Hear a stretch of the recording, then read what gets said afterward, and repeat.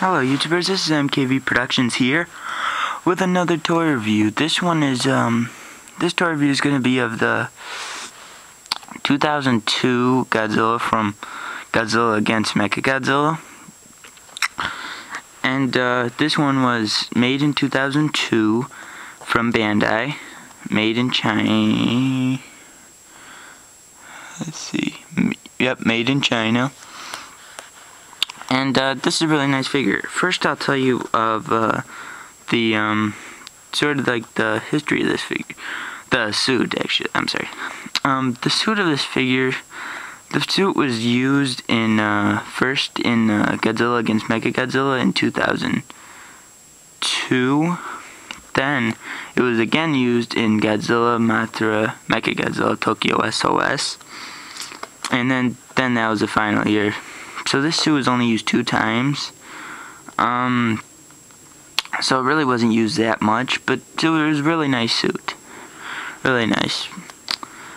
This figure that I have here, this is like a special figure because it's like not the standard one. It's like a special. I think it's like a theater exclusive or something, because it's called the Destruction version because all it is black and silver. It's black and silver, and it has like green paint, like right on the nails and the toenails. And yeah. So now that I've told you a little bit about the history, and about a little bit about the figure, I'll show you the detail.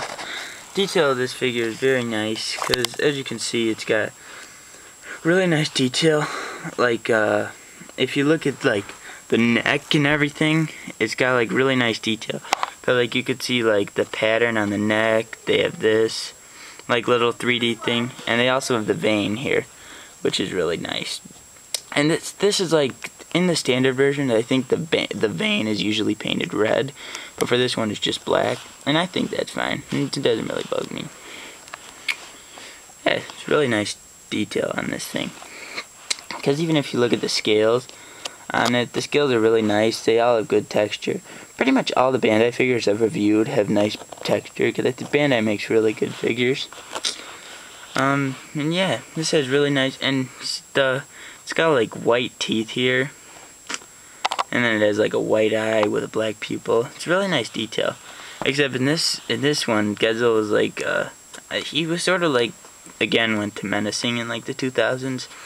But in this figure, they really made him look crazy. Because, like, his eyes, I don't know, it's a little blurry, but his eyes make him look like really make him look like sort of like really crazy.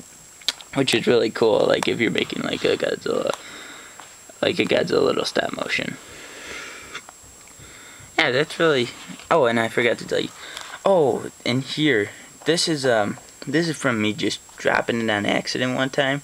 But this figure was made out of a red vinyl.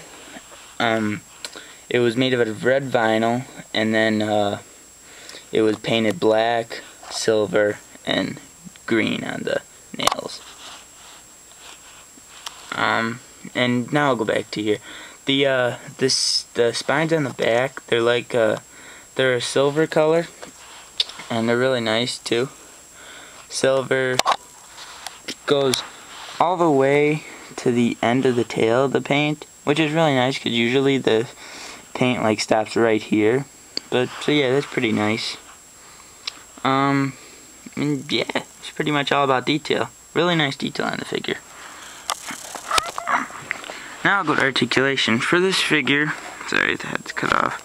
It's a tall figure. Oh, I forgot to tell you, this is an 8-inch figure from the Bandai line. So it's pretty tall, and I'm sorry if you can't see, but I'll tilt it over. For articulation, the head can rotate. Sort of need to force it though, but it can rotate 360 degrees.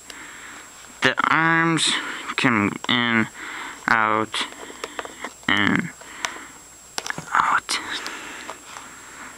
And the legs have limited movement, because as you can tell, they're really close together, so they can really just move like that and a little bit back, but very limited movement in the legs. And the tail, like as you can see right here, it's got like, it's like glued on here. It's glued on at like 3 points. It's glued on here, here, and then here. I think you could spin this, but I don't really want to break it. And I think you could probably spin it right here, because that looks like it's, I don't know, it's probably going to be hard, but looks like if you forced it, you probably could spin it 360 degrees. And that's really all about articulation for the figure. Pretty nice articulation. All the parts of the body articulate. Not, well, the head's the only one that goes 360, but the arms move and the legs sort of move. So that's really nice. Now I'll go to comparison. Here's the